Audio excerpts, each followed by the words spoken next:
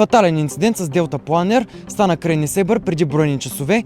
Ние се намираме и на мястото, от което е излетял делтапланер. Инцидентът е станал много навътре в залива, на повече от километър. Няма преки свидетели. Делтапланерът, който днес бе използван от двама туристи, които претърпяха тежък инцидент в небето на Несебър, е бил незаконен. Това твърдят работещи в различни обекти в близост, които са имали преки наблюдения над атракциона. При падане по обед заради бурния вятър един загина на място, а друг е в критично състояние. По информация на флагман, чието екип в момента е на място на плаж Релакс край Несебър, тялото на загиналият е изварено с джетове преди около 30 до 40 минути. Вторият турист е жив, но в много тежко състояние, като той също се намира на брега. Според хора, работещи в района, излитането е осъществено от кей, намиращ се извън концесионната зона. Ние всъщност в момента се намираме и над този кей, отгоре на скалата сме. Тук даже може да видим и един знак, който пише "Внимание, опасност, пропадане".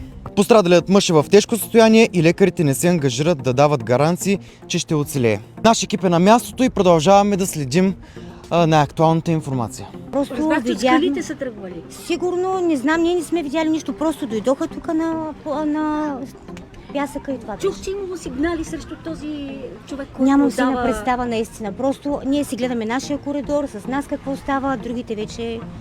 Всеки си гледа за себе си. Не сте подавали сигнали за това, никога, че работи нелегално? Никога не сме имали нищо общо. Смисъл такъв, абсолютно нищо.